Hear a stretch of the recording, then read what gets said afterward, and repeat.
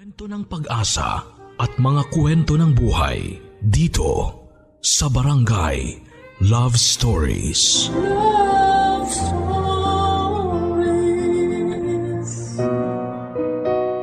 May mga bagay na wala tayong kontrol sa buhay. Isa na rito ay kung sino ang magiging mga magulang natin o ang mga opinyon ng ibang tao sa atin. Ikaw, kapuso, paano mo haharapin ang katotohanan kung malaman mo na isa ka palang lihim na bunga ng pagkakasala? Dear Papa Dudut, ang pamilya raw ang una at huling taong pwede mong maasahan. Iiwang ka raw ng mga kaibigan, mga kasintahan pero never kang matitiis ng iyong mga kamag-anak. Ngunit kung ganon, ay paano na lamang pala ang kalagayan ng mga ulila na walang pamilya o ng mga ampon? Lalo pa siguro yung mga taong sa paningin ng lipunan ay bunga ng skandalo't kahihiyan. Magandang araw po sa inyo at sa lahat ng ating mga kabarangay.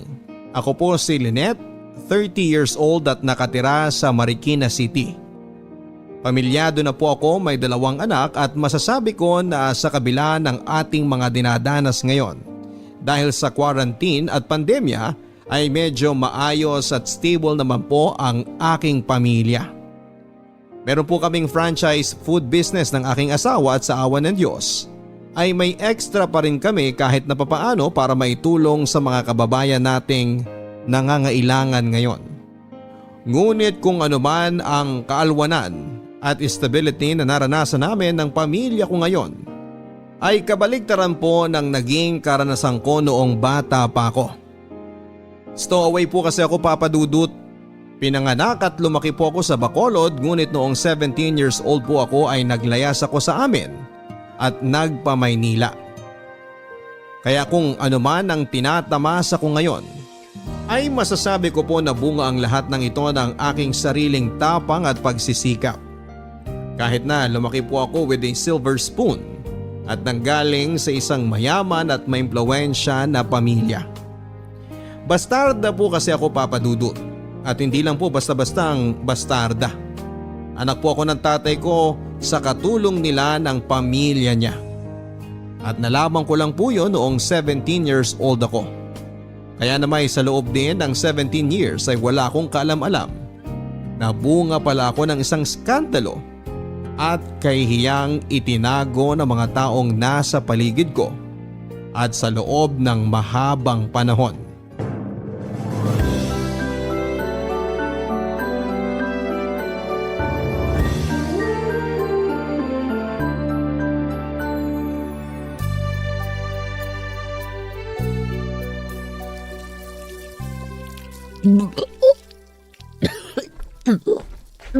Napapadalas yata ang suka mo tuwing umaga. May nakain lang po ako, ma'am. May nakain? Abay, ano ba yung nakain mo? Bakit hindi mo pa yan ipatingin sa doktor? Wag na po. Mawawala din po siguro ito. Ah, hindi. Mamayang hapon sasamahan kita sa doktor. Wag na po, ma'am. Bakit? Ayaw mo? Marami pa po kasi akong gagawin dito sa bahay. Amo mo ako. Ako na nga nagsabi na pwede ka mag-break ngayong hapon at ako pa mismo ang sasama sa'yo sa doktor dahil concerned ako sa'yo eh. Wag na po, ma'am. Okay lang po ako. Bakit? Natatakot ka bang malaman ko? Nabuntis ka? Po? Hindi po ako buntis. Saan niyo naman po nakuha yung... Eh bakit ka namutla bigla? Huling-huli ka na dyan sa reaksyon mo. Hindi po ako buntis, ma'am. Kahit na magmaluwag na damit ka pa araw-araw, mapapansin ko yung tiyan mo dahil buntis din ako. Alam na alam ko ang sintomas ng pagiging buntis. Hindi po, ma'am. Ilang buwan na yan? 4? 5? Sinong tatay niyan? Ma'am, hindi po ako buntis. Maniwala po kayo. Si Anton ba? Hindi po. Eh sino? Yung tatay ni Anton? O si Mang Ambo na 60 anyos na? Silang 3 lang naman ang mga lalaki dito sa bahay na to ah. Ma'am, hindi po talaga. Ano bang sigawan dito? Oh, bakit umiiyak si Cora? Umamin ka na, Anton!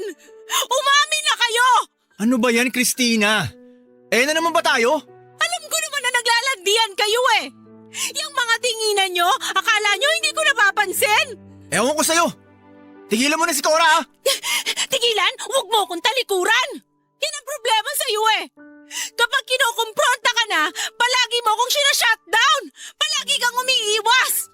Dahil walang katotohanan yung mga sinasabi mo. Ah, ganon! Halika, tingnan mo to! Mama, ano pong ginagawa niyo? Tingnan mo kung gaano kalaki ang tiyan ng haliparot na to! Ma'am, tama na po! Ano ba, Christina? Para ka na nabubuang! Dahil ginagawa niyo akong tanga! Bakit hindi pa kayo umamin? Alam naman ang lahat ng tao dito eh! Nahahalata na ng lahat na kinakabit mo tong katulong natin! At hindi ko na kayang magpanggap na wala ko napapansin! Dugo! Inudugo kayo, ma'am! Mga hayop kayo! Calm down, Christina. Christina, everything's gonna be okay. Hayop kayo! Cora, sabihin mo kay Makambo, ihanda sa sakyan! Nakunan po ang legal na asawa ng aking ama na si Anton. At dahil din po sa nangyari ay nalantad na rin po ang katotohanan na nabuntis ng ama ko ang katulong nila ng pamilya niya na si Cora. Pero hindi po siya na ipaglaban ng tatay ko dahil katulong nga lang nila ito. At dahil nga po sa nangyari ay naging malaking iskandalo po sa immediate family ng tatay ko ang pagkabuntis niya sa katulong nila. Sa katunayan ay binalak pa nga po nila akong ipa-abort. Kaya lang ay hindi talaga pumayag ang nanay kong si Cora na malalim din ang takot sa Diyos. Bilang kapalit ay kinumbinsi na lamang po ng mga magulang ng tatay ko at ni Christina na kunin ako at palabasing tunay na anak ni na Anton at Christina upang makaiwas po sila sa kahihiyan. At bilang pangumpromiso ay nakiusap po ang nanay kong si Cora na hindi siya tanggalin sa trabaho para rin maalagaan niya ako kahit na papaano. Pareho po kasing maimpluwensya ang pamilya ng tatay ko at ni Christina sa probinsya. Sa katunayan ay nagbabalak pa po noon na tumakbo bilang board member ang tatay ni Christina. Kaya naman maski siya ay wala na ring nagawa ng ipuwersa sa kanila ng mga magulang nila na itago ang iskandalo sa pamamaraan ng pag-ampun sa akin at pagpapalabas sa ibang tao na ako ang ipinagbuntis niya. At 2 taon matapos po akong isinilang ay nabuntis pong muli si Christina. Nagsilang siya ng isang lalaki si JR na wala kong kalam-alam ay half brother ko lang pala.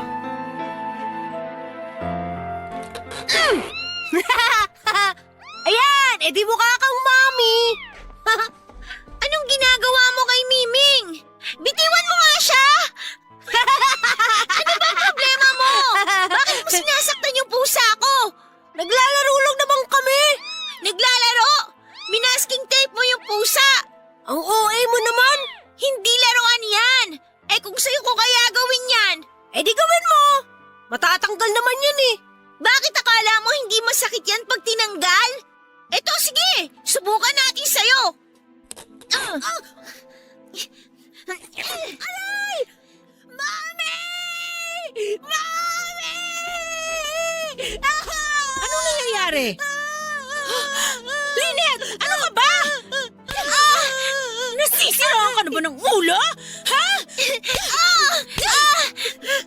Tama na, Mami! Minasking tape niya kasi yung pusa ko eh! Pinaparamdam ko lang sa kanya yung ginawa niya! Pinaparamdam? Sasaktan mo kapatid mo para lang dyan sa pusa mo na yan? Napaka-bobo mo! Tama na po, Mami! Sorry po! Sorry po! Ma'am! Bakit yung sinasaktan si Lynette? Tingnan mo itong ginawa ni Lynette kay JR! Namumula ang kilay! Minasking tape at saka tinanggal! Lynette! Bakit mo ginawa yun? Yaya! Yaya! Hindi ko naman po sinasadya. Minasking tape niya kasi si Miming eh. Habang tumatanda yung batang yan, sumasama ang ugali. Bukas na bukas, itapon mo yung pusa na yan, Cora. Wag! Anong wag? Pagsisimulan pa ng away nyo yan. Bukas ayoko nang makita yung pusa na yan dito. At kahit na kailan, ayoko nang makakita ng mga alagang hayop dito. Be! Buti nga sa'yo! Buwisit ka talaga, JR! Ano ba? Sinabi ko nang tumigil ka na eh! Tama na! Tama na ho! Kinabukasan ay hindi ko na nga po nakita ang aking alagang kuting papadudot. Tandang-tanda ko, hindi po ako matigil sa kakaiyak noon. Napakasakit po sa dibdib ko dahil kuting lang po yun na galing kalsada at sumunod sa akin sa pag-uwi ko. Akala ko po'y na-rescue ko na siya, ayun pala'y ibabalik din siya sa kalsada.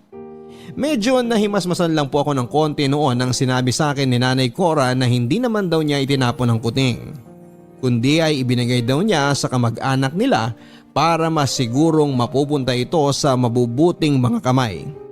Sa totoo lang po papadudot, bata pa po ako ay may pakiramdam na akong ampon ako. Kahit na kamukhang kamukha ko po ang tatay ko. Bata pa kasi ako ay never ko na pong naramdaman na mahal ako ng itinuturing kong nanay na si Christina. Maski ang mga lolo at lola ko ay cold ang pakikitungo sa akin. At halatang may paborito po silang lahat, si JR. Ang tatay ko naman po ay sala sa init, sala sa lamig. Kung minsan ay mabait sa akin pero madalas ay pakiramdam ko'y napakalayo niya sa akin. At sa loob po ng mahabang panahon ay binagabag ako kung ano ba ang mali sa akin. Inisip ko kung ano ba ang pagkukulang ko. Masipag ako mag-aral, may itsura naman ako, masunuri naman ako. Iniisip ko noon ay baka dahil babae kasi ako at mas pinapapaboran nila si JR dahil siya ay lalaki. Yun pala ay mas malalim ang kadahilanan at higit sa lahat ay wala naman pala akong kasalanan. Sa loob ng mahabang panahon ay si Nanay Cora lamang ang pakiramdam ko'y kakampi ko sa bahay na yon. At may mga araw na iniisip ko na sana'y siya na lamang ang naging nanay ko. Wala akong kaalam-alam na yon pala ang totoo. Barangay Love Stories. Barangay Love Stories. Ang mga Kapuso shows mapapanood at mapapakinggan din abroad via GMA Pinoy TV, GMA Live TV at GMA News TV channels. Para mag-subscribe, visit www.gmapinoytv.com. Follow us also at GMA Pinoy TV on Facebook, Twitter, Instagram, YouTube, Viber, and TikTok for the latest updates on Kapuso programs, artists, events, promos, and more. Salamat, Kapuso! Barangay Love Stories. Barangay Love Stories.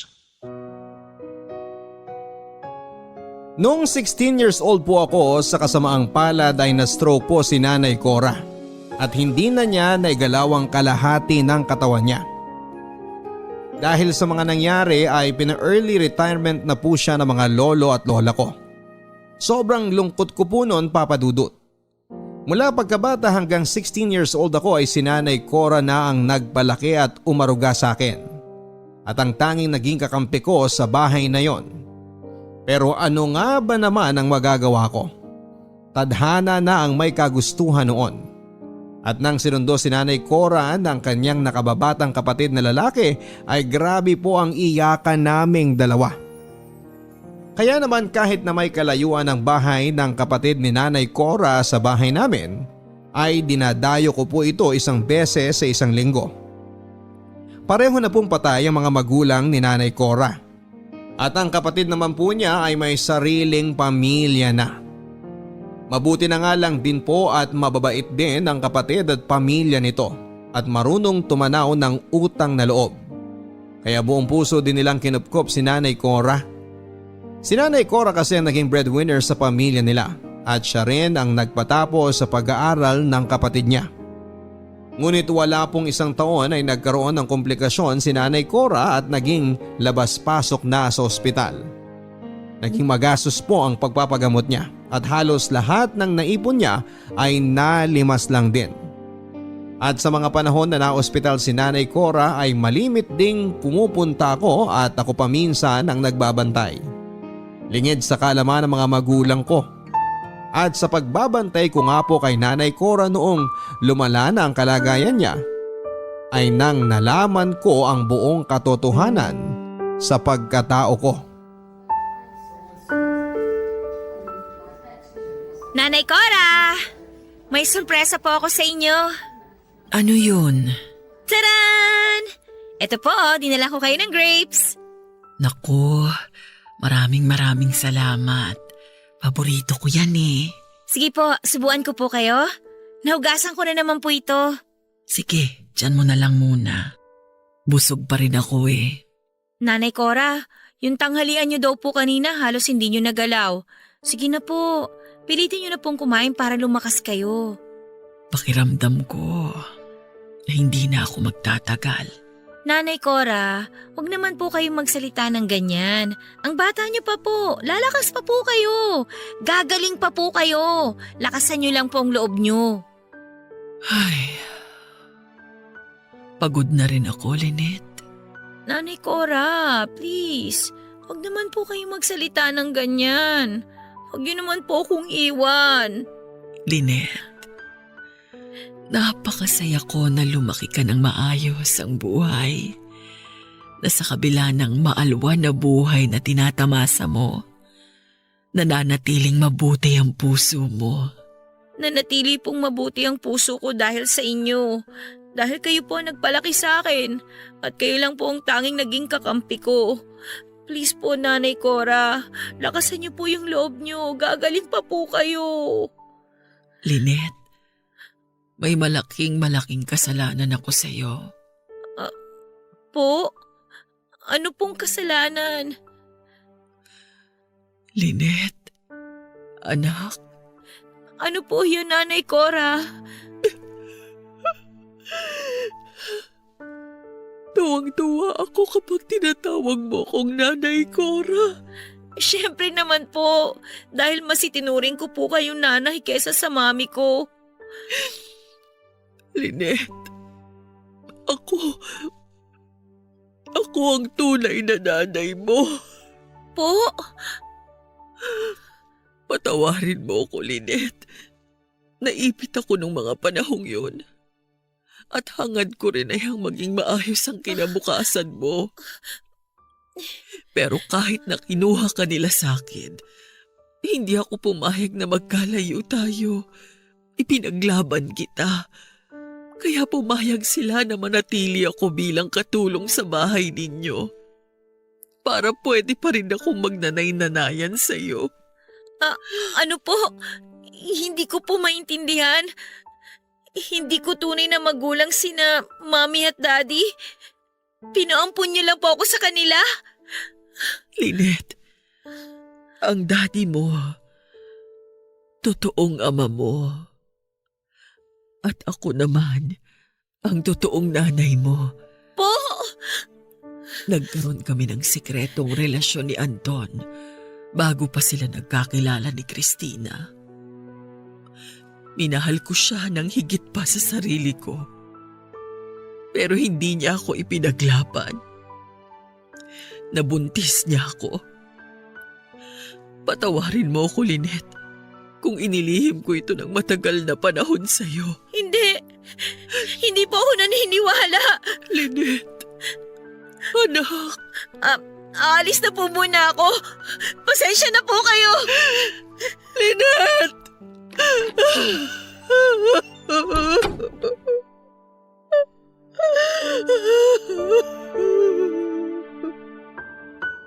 Para po akong binuhusan ng malamig na tubig sa mga narinig kong ipinagtapat sa akin ni Nanay Cora Papadudut.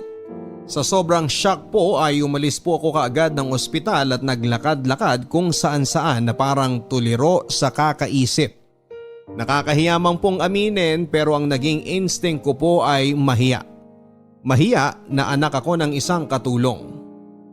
Hiya na bastarda pala ako.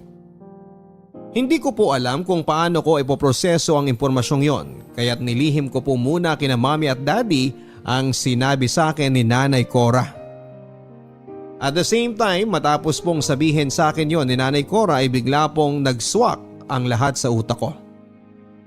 Kung anak niya nga ako, Ayon palang dahilan kung bakit never kong na-feel na minahal ako ng mga magulang ko at mga lolo at lola ko. Hindi pala yon guni-guni, may pinanggagalingan pala. At higit sa lahat ay may dahilan pala kung bakit mas malapit ang loob ko kay Nanay Cora dahil siya pala ang tunay na ina ko. Ngunit matapos ang ilang araw ay nakatanggap po ako ng tawag mula sa kapatid ni Nanay Cora. Pumanaw na raw po siya. At isa po yun sa pinakamabigat na pinagsisihan ko, Papa Dudut. Ang hindi man lamang ako nakapagpaalam sa kanya bago siya namatay. Ang hindi ko man lang naiparamdam sa kanya na pinapatawad ko na siya kung kinakailangan niyang gawin ang pagpapaampon sa akin noon. Ang hindi ko man lang naipaalam sa kanya na tinatanggap ko siya kahit pakatulong lamang siya ng mga kinilala kong magulang. At sa kabila noon ay mahal na mahal ko siya. Daddy, Mami, pwede ko po ba kayo makausap? Tungkol saan? Tungkol po kay Nanay Cora. Anong tungkol sa kanya? Daddy, namatay na po si Nanay Cora. Ano? Ganun ba? Magpapadala na lang tayo ng abuloy sa mga kamag-anak niya. Bago siya namatay, may sinabi siya sa akin. Anong sinabi niya sa'yo? Na anak niya raw ako. Ano ka ba? Nagpapapaniwala ka doon? Totoo ba, Daddy? Hindi! Paano ka naman niya magiging anak? Dahil naanakan niyo raw siya. Ano? Lynette, naririnig mo ba kung gaano ka-imposible ang sinasabi mo? Oo nga naman, Lynette. Ano ka ba naman? Sa tingin mo ba papato lang daddy mo sa isang katulong lang? At mas una niyo raw siyang minahal kesa kay Mommy. Naibang na ata sa sakit yung babae na yan bago mamatay. At pinilit niyo raw siya na ipaampun ako sa inyo dahil nakunan si Mommy sa anak ninyo. At magiging isang malaking kahihiyan kung malalaman ng mga tao na nakabuntis kayo ng katulong, lalo na't nasa gobyerno Tumahimik ka! Bakit kayo apektado? Dahil totoo! Christina, ano ba? Lynette, kung ano man yung sinabi sa'yo ni Cora, walang katotohanan. Oo! Totoo ang lahat ng sinabi ng parasito na yon. Inakit niya ang tatay mo dahil nangangarap siyang yumaman. Akala niya ganun lang kadali yon? Hangal siya kung naniwala siyang pakakasalan ng isang dugyot na kagaya niya ng tatay mo. Christina, tama na! At totoong bastarda ka. Anak ka ng katulong. Kaya sige, ipagkalat mo sa lahat yan. Babalik din yan sa'yo. Lahat ng tao pagchichismisan ka, pagtatawanan ka. Dahil anak ka na nga sa labas, ang nanay mo pa, katulong. Sampid ka lang dito. Ang sasama ninyo! Ang sasama na ugali ninyo! Lynette! Christina, ano ka ba? Bakit mo ginawa yun? Huwag akong sisihin mo. Yung kabit mo ang sisihin mo. Patay na nga't lahat humabol pa sa panggugulo sa pamilya natin? Sana dinala na lang niya ang sikreto niyang yan sa kamatayan niya. Pero misyon niya yata talaga na wasakin ang mga buhay natin. Sinabi na tumahimik ka eh! Ano? Sasampalin mo ko? Sige, subukan mo. Baliwala naman yan sa sakit ng damdamin na patuloy na binibigay mo sa akin. Kinausap po ako ng daddy ko ng personal pagkatapos ko silang kumprontahin ni Mami tungkol sa tunay kong pagkatao. Pagkatapos niya pong mag-sorry ay nakiusap lang po siya sa akin na huwag ko na lang daw ipagsabi sa ibang tao ang nalaman ko. Para daw sa ikakatahimik ng lahat ay ibaong ko na lang daw po kung ano man ang nalaman ko tungkol kay Nanay Cora. At mas makakabuti din daw po yun sa akin kesa malaman pa ng mga tao na bastarda ako. Look at the bright side na lang daw po. At mabuti nga daw po na kahit na ganoon ang nangyari ay kinilala pa rin ako bilang tunay na anak ng mami ko at ng mga lolo at lola ko. Aaminin ko, Papa Dudut, na natukso na po akong itago na nga lang din po ang katotohanan. Natakot kasi akong husgahan at kutsain ng ibang tao. Pero hindi ko po kaya na magpanggap bilang isang tao na hindi naman ako. Sapat nang ako na lang ang niloloko nila. At hindi tama na pati sarili ko ay lolokohin ko rin. At dahil alam ko po na kahit na anong gawin ko ay never akong magiging sapat. At never akong matatanggap ni na mami at ng mga lolo at lola ko. Kahit na ano pang maging achievement ko sa buhay dahil sa paningin nila, isa akong malaking pagkakamali at kahihiyan, ay minabuti ko po na maglayas na lang. Binenta ko po ang aking cellphone at iba pang mga gamit ko. At ang perang nakuha ko ay ipinambili ko ng tiket ng barko papunta ng Maynila. At ang natira ay ginawa kong puhunan para makapagsimula ng bagong buhay sa edad na 17 years old. Barangay Love Stories. Barangay Love Stories. Ang mga Kapuso shows mapapanood at mapapakinggan din abroad via GMA Pinoy TV, GMA Live TV at GMA News TV channels. Para mag-subscribe, visit www.gmapinoytv.com. Follow us at GMA Pinoy TV on Facebook, Twitter, Instagram, YouTube, Viber, and TikTok for the latest updates on Kapuso programs, artists, events, promos, and more. Salamat, Kapuso! Barangay Love Stories. Barangay Love Stories. Wala po ko halos kaalam-alam sa Maynila pagdating ko dito. 2 beses pa lang po akong nakakapunta ng Maynila at sa parehong okasyon ay kasama ko ang aking pamilya para magbakasyon. Nagstay muna ako sa isang mumurahing hotel ng 2 araw at ang una ko pong ginawa ay naghanap ng bed space. Sinuwerte naman po akong makahanap din kaagad ng murang dormitory para sa mga babae. At ang sumunod ko pong ginawa ay ang maghanap ng trabaho. Sa awa naman po ng Diyos ay mababait din ang aking mga nakasama sa dorm. Karamihan ay mga estudyante.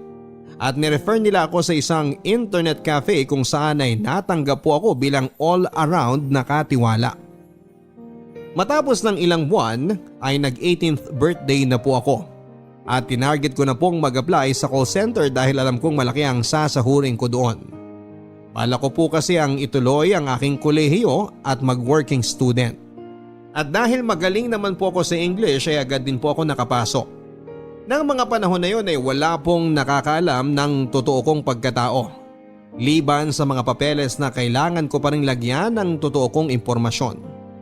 Kapag nagkikwentuhan kami ng mga kaibigan ko ay sinasabi ko na lang na patay ng pareho ang mga magulang ko at solong anak lamang ako para wala ng tanong-tanong. At kahit na mabigat pa rin sa loob ko, kahit na papaano ang magsinungaling sa mga ganong bagay, pakiramdam ko po ay for the first time in my life ay malaya na ako at hawak ko ang aking sariling buhay. Ngunit isang araw ay nagulat na lamang po ako nang sinabihan akong may bisita raw na naghahanap sa akin sa dorm. Ang tatay ko. Sigurado kang kape lang ang order mo? Busog pa ho ako. Bakit ba kayo nandito? Lynette, ang tagal kitang ipinahanap. Bakit? Hindi ba obvious na naglayas ako at ayoko na sa bahay na yon? Lynette, hindi naman kita pipilitin na bumalik sa atin. Ang sa akin lang, please keep in touch. Kahit na anong mangyari, ama mo pa rin ako. Hindi ko ho kailangan ng tulong ninyo. Lynette, please. Patawarin mo na ako. At huwag kayong mag-alala. Kung naparito kayo para siguraduhin na wala akong pinagsabihan ng lihim ninyo, huwag na kayong mabahala. At wala rin naman sigurong matinong tao na gugustuhin ipagkalat sa mga tao na bastarda at unwanted child siya. Lynette, hindi ako naparito para dyan. I was worried about you. Sobra ako nag-alala nung umalis ka. Hindi ako makatulog kakaisip kung napano ka. Hindi ako pinapatulog ng konsensya ko. Well, ngayon nakita niyo na nabuhay at maayos ako, pwede na kayo makatulog na mahimbing. Isa pa, 18 years old na ako, kaya legal na akong mabuhay ng mag-isa. Lynette, alam kong marami akong pagkakasala pero please, paniwalaan mo na hindi ka bunga ng pagkakamali, okay? Minahal ko ang nanay Cora mo. Binata pa ako noon. Ni hindi ko pa nga kilala si Christina, nagmamahalan na kami ni Cora. Walang kwenta ang pagmamahal na hindi kayang ipaglaban. Sinasabi niyong minahal niyo si Nanay Cora, pero ang pinakasalan niyo si Christina? Ni hindi niyo pa siya binigyan man lang ng respeto na itigil ng relasyon ninyo nung ginawa ninyong girlfriend si Christina. Ginawa niyo pang kabit si Nanay Cora! Patawarin mo ko. Na-imagine niyo ba yun kung gaano siguro yun kasakit sa kanya? At hindi lang siyang sinaktan ninyo eh. Maski si Christina. Pinaikot niyo silang dalawa dahil duwag kayo. Dahil sarili niyo lang ang iniisip niyo. Makasarili kayo. At dahil sa ginawa ninyo, ang daming nasaktan. Ang dami ninyong niloko. Pati ako. Patawarin mo ako, anak. Tama. Tama ang lahat na sinabi mo. Naduwag ako. At ngayon, huli na ang lahat. Please, Lynette. Bigyan mo naman ako ng isa pang pagkakataon para maging mas mabuting ama sa'yo. Hindi ko na ho kailangan ng tulong ninyo. Matanda na ako at may sarili na akong buhay. Lynette, anak. Please. Nagmamakaawa ako sa'yo. Parang awa mo na. Hayaan mo makabawi ako sa'yo. At kay Cora. Hindi. Tama lang yan na makonsensya kayo habang buhay. Salamat ho sa pagpunta dito. Alis na ako. May trabaho pa ako. Sumubok pa pong kumontak ang ama ko sa akin pero hindi ko na po ito pinansin. Sa katunayan, kapag birthday ko po o kaya'y Pasko ay nagpapadala po ito ng pagkain o regalo na palagi ko rin pong pinababalik at tinatanggihan. Ngunit kahit pala ilang beses ko po itong ipinababalik ay patuloy pa rin po ang pagdating ng mga regalo tuwing may okasyon. At maski nang makagraduate na po ako at lumipat na po ako ng apartment, nang mas nakaipon na ay natuntun pa rin po ako ng messenger ng ama ko. At syempre tinanggihan ko pa rin ang mga regalong galing sa kanya. Hanggang sa na-promote na nga po ako bilang team leader sa call center na pinagtatrabahuhan ko. Nagka-boyfriend and eventually ay nagpakasal na rin at nagkapamilya. Pero panay pa rin po ang dating ng mga regalo ng tatay ko tuwing may okasyon. At siguro ay dahil na rin sa messenger niya ay nagiging updated na rin siya sa mga nangyayari sa akin. At isang araw po ay nagulat na nga lang po ako nang dumating ang ama ko sa bahay namin. Pero hindi ko po siya pinapasok. At sinabi kong hindi ko ipapakita ang mga apo niya. Bagay na alam kong dinibdib niya ng husto. Hanggang sa isang araw ay kinontak po ako ng messenger ng ama ko na wala namang okasyon. Ibinalita nito na may stage 4 cancer na raw ang ama ko. At mukhang hindi na magtatagal pa. Huling-hiling daw nito ay magkausap kami sa huling pagkakataon at siguro'y lukso ng dugo na nga rin po papadudot o kundi may nakonsensya na rin po ako siguro kahit na papaano. Kaya't naisipan kong bumalik sa probinsya kasama ang pamilya ko and for the first time ay magkakaroon na kami ng totoong closure ng ama ko.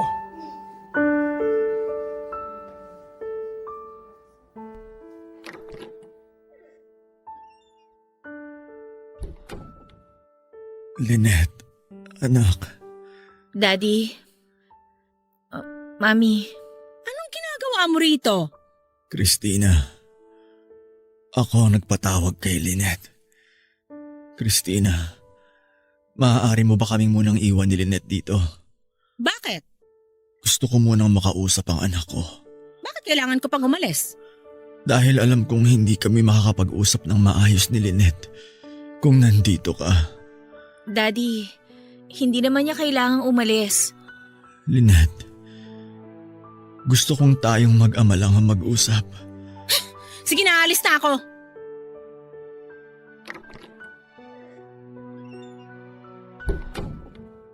Bakit niyo pa ho pinaalis si Mami? Dahil ayaw kong marinig niya ang sasabihin ko. Lynette, patawarin mo na ako. Huwag niyo na po masyadong i-stress ang sarili niyo. Lynette, ang dami kong pagkakamali na nagawa sa buhay. At ayoko mamatay nang hindi ko itinatama yon. Sa'yo, sa nanay Cora mo. Huwag niyo na pong alalahanin yun. Sigurado akong matagal na kayo napatawad ni Nanay Cora bago pa man ninyo hingi ng kapatawaran niya. Patawarin ninyo ko, Lynette. Patawarin niyo ko ng nanay Cora mo.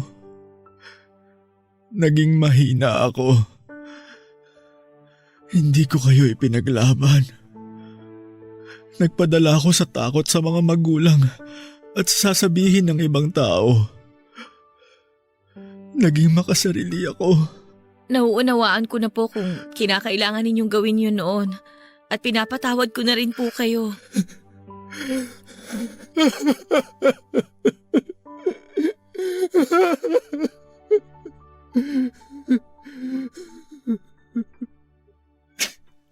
Maraming salamat, Lynette. Maraming salamat. Tahan na po. Huwag niyo na po masyadong i-stress ang katawan ninyo. Lynette, bayaan mo ako na itama ko ang lahat, okay?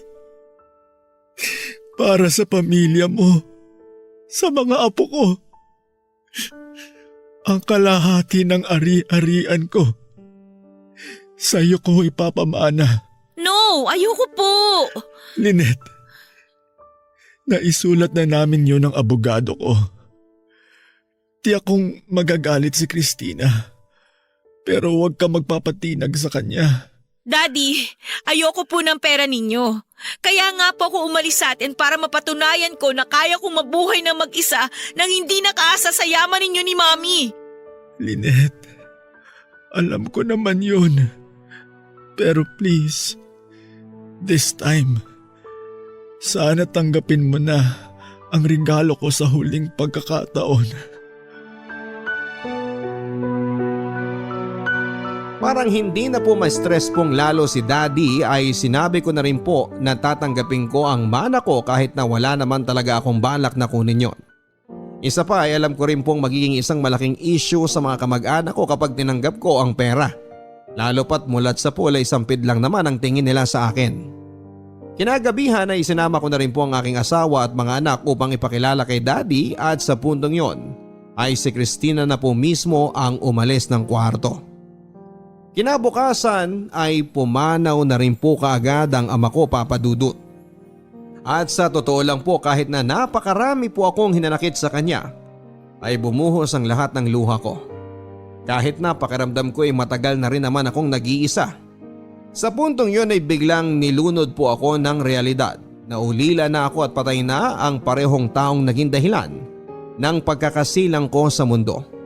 At kahit papaano ay nagpapasalamat ako at lumambot ako sa huling pagkakataon at nakipag-ayos sa ama ko bago siya lumisan. Sa halip na umuwi ay nagpasya po kami mag-asawa na magstay na lamang po muna kami ng pamilya ko sa probinsya hanggang sa lamay ng daddy ko. Ngunit unang gabi pa lamang po ng lamay ay hindi na maganda ang dinanas namin. Parang mga multo po kami doon, walang pumapansin na talagang ipinaramdam ng lahat, lalo na si Christina na hindi kami welcome doon. Samantala ang ibang mga malalayong kamag-anak naman at mga kakilala ay tinitingnan kami at pinagchichismisan. At ang iba'y makikipag-usap lamang para mag-fish ng impormasyon kung bakit ako nawala at ano nga ba ang nangyari. At sa puntong yun ay narealize ko po na kumalat na yata ang chismis sa aming lugar tungkol sa tunay kong pagkatao. At dahil sa mga naging karanasan sa unang gabi ng lamay, ay minabuti ko na lamang po namin ang pamilya ko na magstay na lamang sa hotel at huwag nang pumunta sa lamay at ang puntahan na lang ay ang mismong libing ng aking ama. Sa katunayan nga po ay nagpasya na rin po ako na huwag nang isama ang pamilya ko sa libing dahil alam kong mas marami ng tao doon. At baka dumating na rin ang half-brother kong si JR na alam kong kasing lalalang ng ugali ni Christina. At nang pumunta po ako sa libing ay hindi nga po ako nagkamali ng inaakala. Oh, andito ka pa pala. Magpapaalam lang ho ako kay Daddy. Wow! Buti naman at naisipan mong dumaan. Hindi ba nakakaistorbo sa paglalamyerda ng pamilya mo yung pagpunta nyo dito? Ano? Hindi kami naglalamyerda. At saka teka, bakit bigla yata ang big deal ang pagpunta ko dito ngayon? Nung nasa lamay ako, parang multo ang pakikitungo ninyo sa amin ng pamilya ko ah. Anong gusto mo? Magpa-party kami na bumalik ka? Ang problema sa'yo mula noon hanggang ngayon, gusto mo nasa iyo ang atensyon. Excuse me? Kaya nga ako umalis di ba? At saka bakit parang ang lakas yata ng loob ninyo ngayon na mag-eskandalo? Bakit? Natanggap niyo na ba na alam na ng buong barangay na anak ako ni Daddy kay Nanay Cora? Walang hiya ka? Hoy! Kung bumalik ka lang dito para manggulo, pwede ba umalis ka na lang? Lumalabas yung ugaling katulong mo eh. Huwag mo madamay-damay dito ang Nanay Cora ko, ha? Yang ugali mo, mga ugali ninyo, masahol pa sa hayop! Ang sabihin mo, kaya ka bumalik dito para mag-abang at magbakasakali kung may makukuha kang mana kay Anton. Excuse me! Huwag niyo ako itulad sa inyo na sa pera at kapangyarihan umiikot ang buhay! Kaya hindi ka taka-taka kay Nanay Cora na in love si Daddy eh. Dahil sa bahay na yon, si Nanay Cora lang ang totoong tao. At lahat kayo, mga hunyango! Tumigil ka na sa kakadada mo! Huwag mong saktan ang anak ko. Wala ka talagang modong babae ka? Hindi mo na binigyan ng kahihiyan ng burol ni Anton? Kayo ang nagsimula! Tinatapos ko lang! Halika! Sumama ka sa akin! Ilalabas na kita ng bahay, wala kang kwenta! Hindi ka na babagay dito! Sampit ka lang! Dahil ako mismo ang aalis! Palabasin mo! Sige! Magsama-sama kayong mabulok sa pera at kayabangan ninyo! Sa puntong yon ay nawala na po talaga ako ng pagtitimpe at pinatulang ko na ang pang-aalipusta ni Christina at ni JR. Malakas po ang loob ko dahil alam kong wala naman ang pamilya ko doon.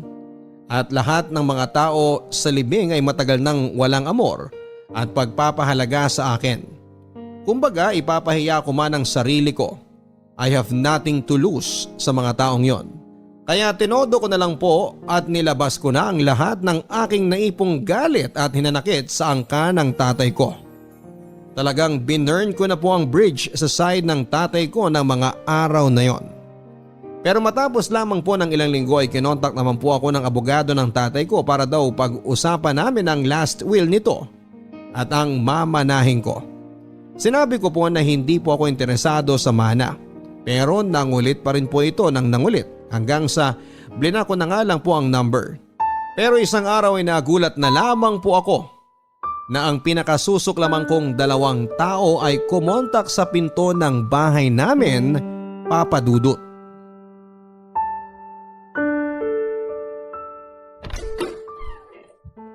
Anong ginagawa niyo rito? Magandang araw ho. Ma'am Lynette, pasensya na po sa abala kung nabigla kayo sa pagdating namin. Hindi kasi kayo sumasagot sa tawag at hindi namin kayo makontak. Kaya naisipan na ni na Ma'am Christina na kami na ang pumunta sa'yo. Hindi ba't sinabi ko na nga po na ayoko niyang mana na yan? Makakaalis na po kayo. Sandali! Ano ba? Tingnan mo tong taong to. Napakagaspang talaga ng ugali mo eh, no? Ang haba-haba ng binyahe namin, tapos pagsasarahan mo lang kami ng pinto? Sinabi ko bang pumunta kayo dito? Sinabi ko na naman dyan sa abogado ninyo na ayoko na ng mana na yan eh. Ma'am, hindi ho kasi ganun kadali yun. Kaya nga po kami nandito eh. Alam mo, huwag ka nang magpanggap. Alam namin na kaya mo pinuntahan si Anton habang naghihingalo ay para makakuha ka ng mana niya. Malamang nung kayong dalawa lang ang nag-usap sa kwarto, doon mo binilog-bilog ang utak niya. Huwag niyo akong pagbintangan ng mga gawain ninyo ha? Ilang beses ko bang uulitin na ayoko sa perang yan? Plastic! Napaka-plastic mo! Kunwari ka pang ayaw mo, alam mo naman na kapag nasa kasulatan na, mahirap nang mabago.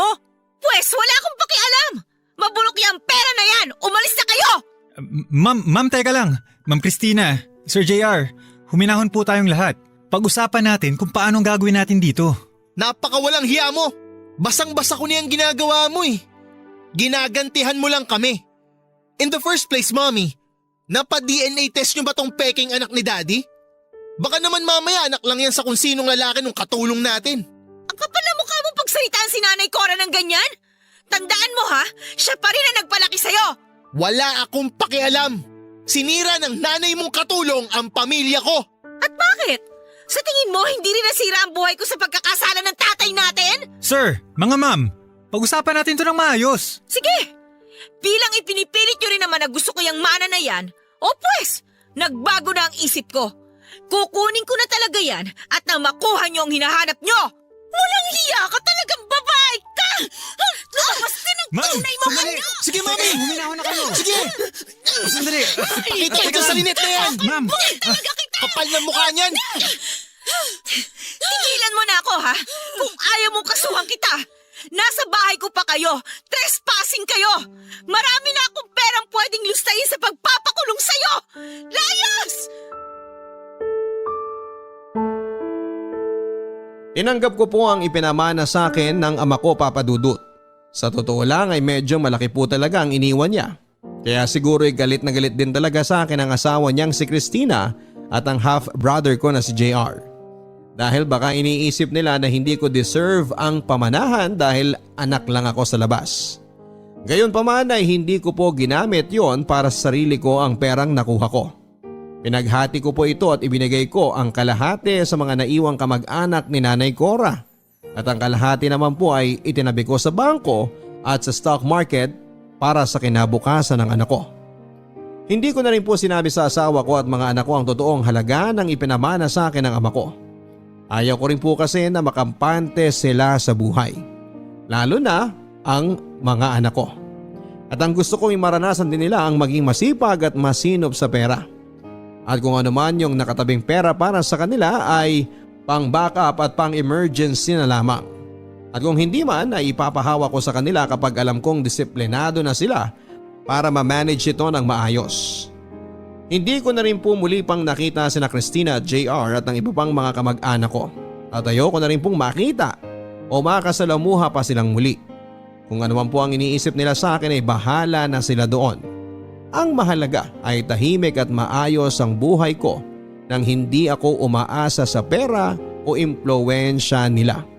At higit sa lahat ay may sarili na akong pamilya na maayos at nagmamahalan. Bagay na alam kong never nilang mararanasan at never nilang mabibili ng pera.